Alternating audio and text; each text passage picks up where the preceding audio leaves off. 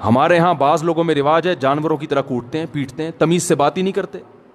جب بات کریں گے, یعنی حضرت مفتی تقی عثمانی صاحب ایک بیان فرما رہے تھے کہ ایک شخص نے, فرماتے ہیں, مجھے بتایا میرے والد صاحب کو کہ میں جب گھر میں جاتا ہوں تو سب گھر والے ڈرنا شروع ہو جاتے ہیں, کانپنا شروع ہو جاتے ہیں.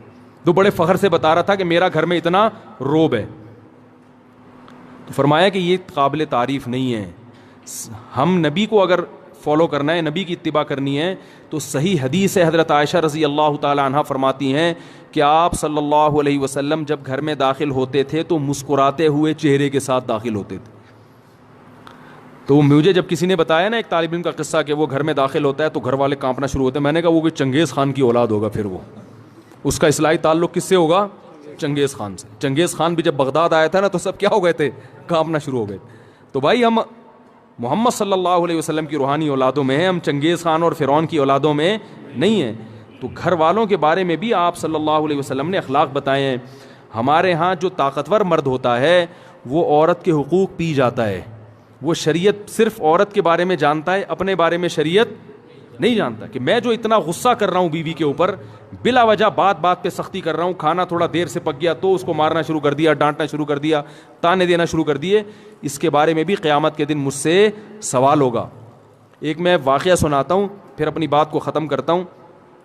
دیکھو, ایک صحابی نے اپنی ایک باندی تھی, عبداللہ ابن رواحہ رضی اللہ تعالیٰ عنہ, بڑے مجاہد صحابی تھے.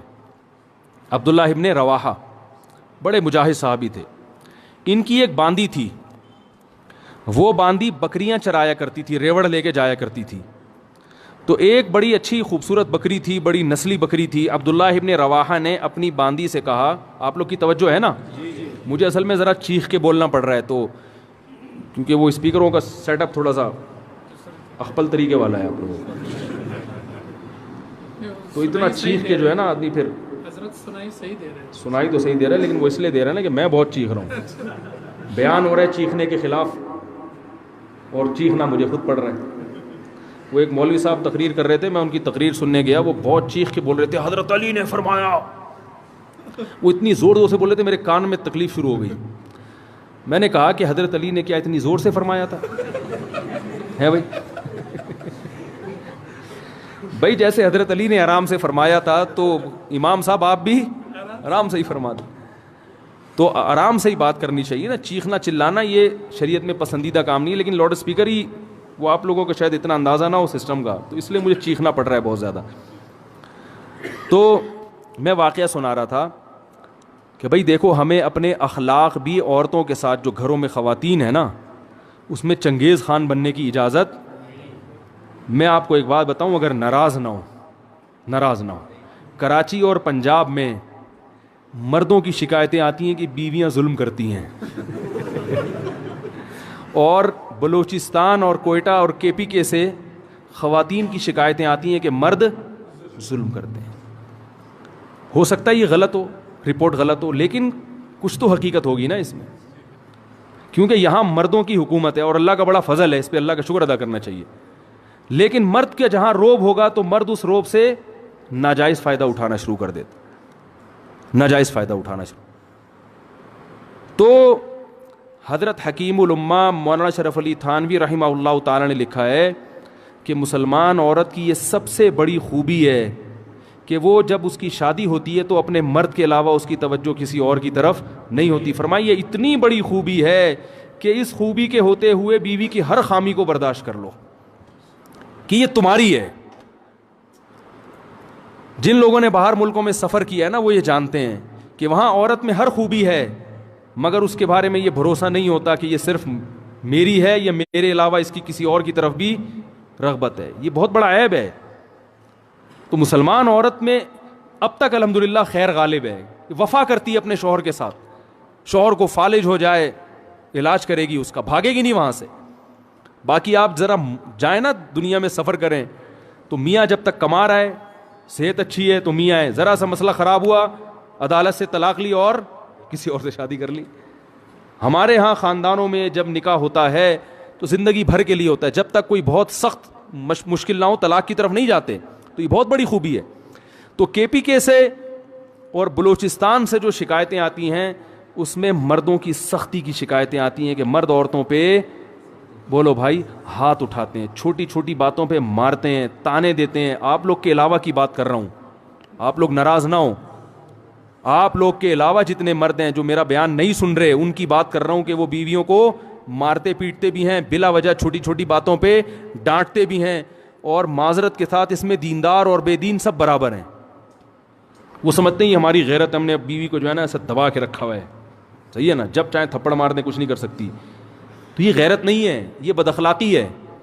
سب سے زیادہ روب محمد صلی اللہ علیہ وسلم کا تھا گھر میں, اور سب سے بڑا حق کس کا تھا؟ محمد صلی اللہ علیہ وسلم کا. لیکن پوری زندگی آپ نے کسی زوجہ پہ ہاتھ نہیں اٹھایا. آپ کہیں گے کہ بھئی ان کی بیویاں اتنی فرما بردار تھیں, جو کہو کر دیتی ہوں گی. ایسا نہیں تھا, فرما بردار تو تھیں, لیکن میاں بیوی میں جو اونچ نیچ ہوتی ہے وہ ہمارے نبی کے گھر میں بھی ہوتی تھی. صحیح حدیث میں ہے کہ ایک مرتبہ آپ صلی اللہ علیہ وسلم اپنی بیویوں سے ناراض ہو کے 1 مہینے کے لیے گھر سے باہر چلے گئے. کیونکہ جب میاں بیوی کا رشتہ ہوتا ہے تو پیغمبر کا اور امتی کا رشتہ الگ ہے, اور شوہر بیوی کا رشتہ الگ ہے. اور اللہ نے آپ کے گھر میں یہ واقعات اس لیے ہونے دیے تاکہ امت کو سبق ملے کہ بھائی اختلاف کے وقت کیا کرنا ہے. تو کتنا پریشان ہوئے ہوں گے کہ 1 مہینے کے لیے گھر سے غائب ہو گئے, فرمایا میں نہیں آؤں گا قریب کسی کے. اور جب 29 تاریخ ہوئی ہے نا تو گھر چلے گئے. صحابہ نے کہا یا رسول اللہ بھی 30 دن پورے نہیں ہوئے. آپ نے فرمایا مہینہ 29 کا تھا. ٹھیک ہے, مہینہ کس کا تھا؟ ناراضی کو ختم کر دیا پھر. لیکن ایسا نہیں کیا کہ ناراض ہوئے تو گھر میں چیزیں توڑنی پھوڑنی شروع کر دی ہوں, اور اٹھا کے مارنا پیٹنا شروع کر دیا ہو, جو آج ہمارا حساب کتاب ہے. ہاں کوئی بہت ہی ٹیڑھی پسلی کی عورت ہے, بالکل ہی سدھرنے کا نام نہیں لے رہی, تو شریعت نے پھر مجبوری میں ہاتھ اٹھانے کی اجازت بھی دی ہے. لیکن ایسی عورتیں ہمارے معاشرے میں ان کا ریشو بہت کم ہوتا ہے, خاص طور پر ان علاقوں میں تو فرما برداری کا عنصر زیادہ ہے. تو اس میں ایک چیز میں ایک حدیث آپ کو سناتا ہوں, اس کے بعد اپنا بیان ختم کرتا ہوں. عبداللہ ابن رواحہ رضی اللہ تعالیٰ عنہ, عرب جو تھے نا یہ عورتوں پہ بڑے سخت ہوا کرتے تھے, خاص کر قریشی. جو قریش کے قریشی لوگ تھے نا, یہ بیویوں پہ کیا ہوتے تھے؟ سخت ہوتے تھے.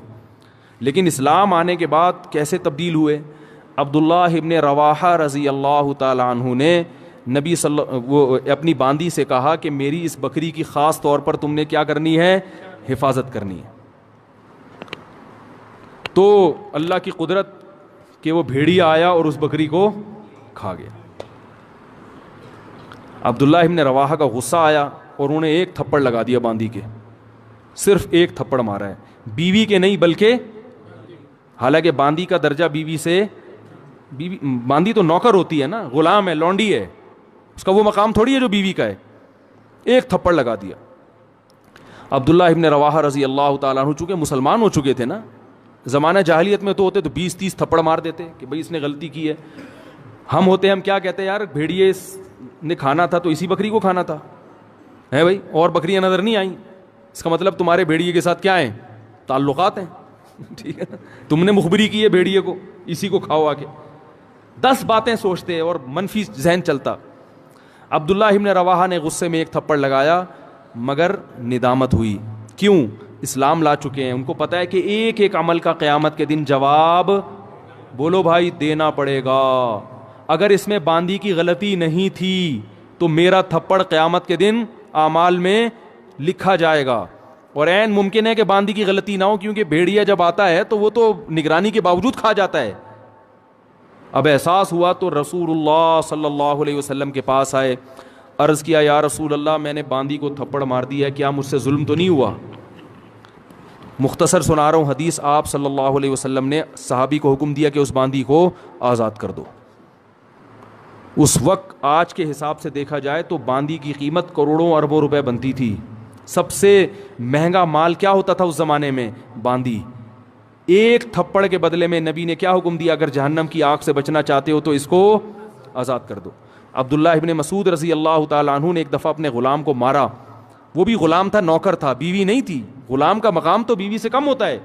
جب مارا تو آپ صلی اللہ علیہ وسلم نے کیا حکم دیا؟ فرمایا اللہ اقدر علیک منک علیہ, اے ابن مسعود جتنی تجھے اپنے غلام پہ قدرت ہے نا, اللہ کو تجھے اس سے بھی زیادہ قدرت, اللہ کو تجھ پر اس سے بھی زیادہ قدرت ہے.